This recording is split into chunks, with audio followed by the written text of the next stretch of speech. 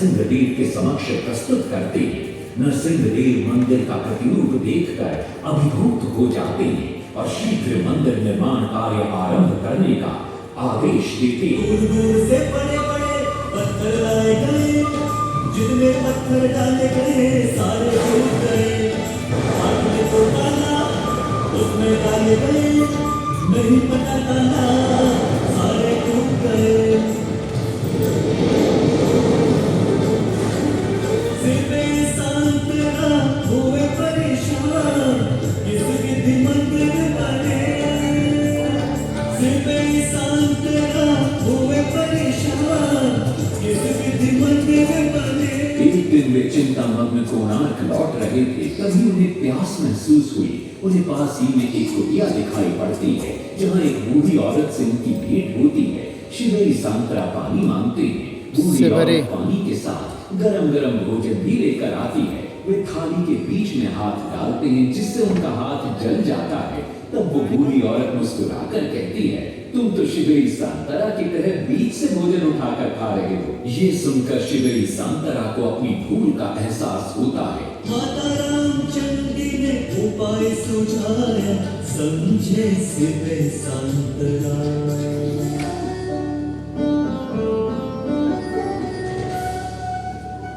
तत्पश्चात वो किनारे से पत्थर डलवाना शुरू करते हैं और मंदिर निर्माण का कार्य तेजी से आगे बढ़ने लगता है। 1200 शिल्पियों में 12 वर्ष में मंदिर बनाया। घोड़े साथ सजा धन रथ में, सब जो चक्र बताया।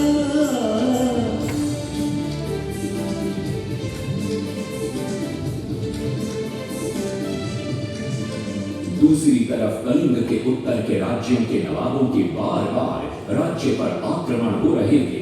इन आक्रमणों से क्रोधित होकर नरसिंहदेव अपनी विशाल सेना को लेकर युद्ध के लिए निकल पड़े।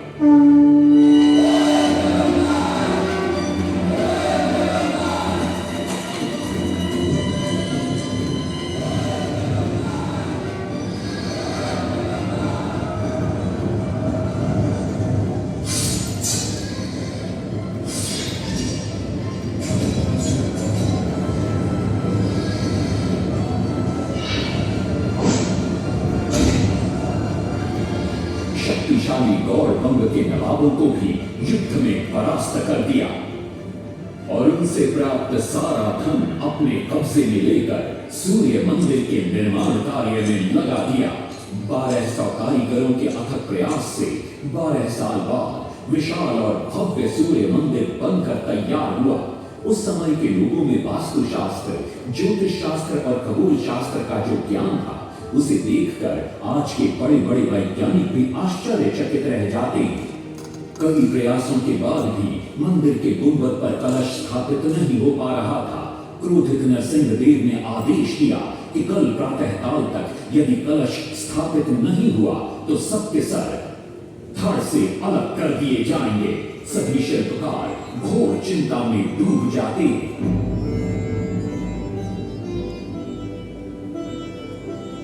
दूसरी तरफ मुख्य शिल्पकार बीसू महाराणा का 12 साल का बेटा धर्मपद सूर्य मंदिर के प्रतिरूप पर कलश बिठाकर प्रसन्न होता है और मां के सामने अपने पिता से मिलने की इच्छा व्यक्त करता है। मां अपने बागीचे के पेड़ पोटली में बांध कर देती है और कहती है, अपने कुत्ते बलिया को साथ लेकर कोणार्क जाओ।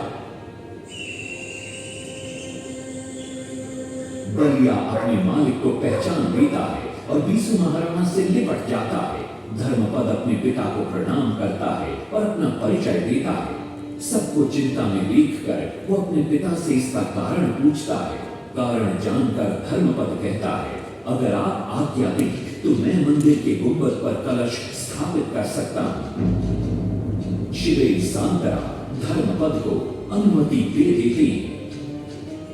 धर्मपद गुंबद पर चढ़ जाता है और कुछ ही समय के प्रयत्न के पश्चात वो कलश को स्थापित करने में सफल हो जाता है। गुंबद पर कलश स्थापित होते ही नीचे गर्भगृह में चारों दिशाओं में लगे चुंबकों के आकर्षण से सूर्य महाप्रभु की मूर्ति शून्य में स्थापित हो जाती है। सब धर्मपद को कंधे पर बिठाकर खुशी से नृत्य करने लगते हैं। तभी कुछ कारीगर इसका विरोध करते हुए कहते हैं, अगर सुबह राजा को ये पता लग गया कि इस बच्चे ने कलश को स्थापित किया है तो किसी का बचना संभव नहीं है, इसलिए धर्मपद को मरना होगा। इस बात से शिवई सांतरा बड़े क्रोधित हो जाते हैं, भीषण वाद विवाद छिड़ जाता है। ये सब देखकर धर्मपद गहरी चिंता में पड़ जाता है और वो सोचता है कि यदि मेरे जीवित रहने से इन सब का सर काट दिया जाएगा तो इससे अच्छा है कि मैं आत्म बलिदान कर दूं ताकि सबके प्राण बच जाएं। और उसी पल धर्मपद नवनिर्मित सूर्य मंदिर के शिखर पर चढ़ जाता है।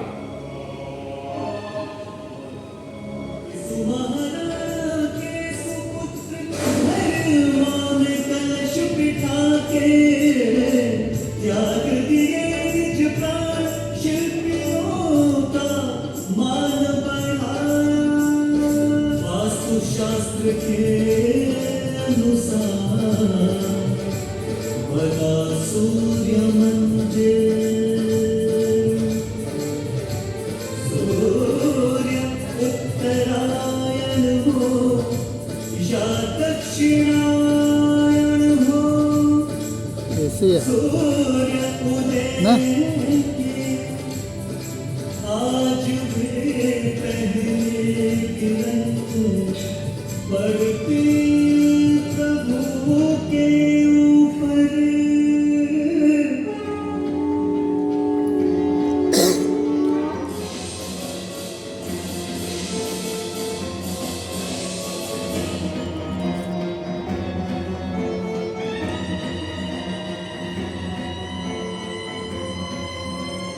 तभी वहां नरसिंह देव भी आ पहुंचते हैं।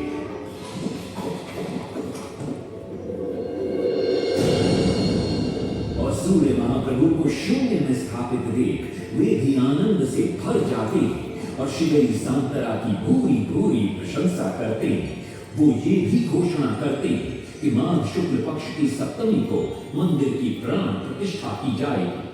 लेकिन शिवई सांतरा कहते, राजन तिथि तो अच्छी है, लेकिन मंदिर की प्राण प्रतिष्ठा के लिए ये शुभ नहीं है। किंतु राजा अपनी बात पर अड़ जाते। शिवई सांतरा को दुख होता है और कोई वाद विवाद किए बिना वे हमेशा के लिए वहां से चले जाते हैं।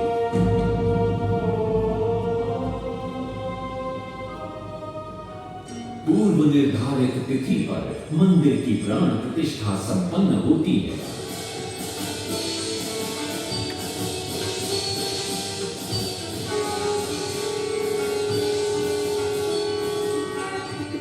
लेकिन कुछ दिनों बाद अमंगल होना शुरू हो जाता है। सबसे पहले विराट सिंह की मूर्ति नीचे आ गिरती है। तत्पश्चात मंदिर की शिलाओं का गिरना भी शुरू हो जाता है। नरसिंह देव को अब समझ में आता है कि शिवई सांतरा का कहना सही था, लेकिन देर हो चुकी थी। बहुत साल बाद मंदिर के आसपास जंगल उगाए और ये मंदिर घने जंगलों के बीच छुप गया। जब अंग्रेजों ने जंगल के बीच इस मंदिर को देखा तो उन्होंने इसका पुनरुद्धार किया। आज आप उसी विशाल मंदिर के भग्नावशेष देख रहे हैं। ये है इस प्रसिद्ध मंदिर की कथा। अब इस कथा में कितनी सत्यता है और कितनी कल्पना है ये तो किसी को नहीं मालूम, लेकिन ओडिशा की जनश्रुतियों में यही कथा विद्यमान है। तुम कलिंग की पहचानो, देखो इतिहास का स्वाभिमान, देखो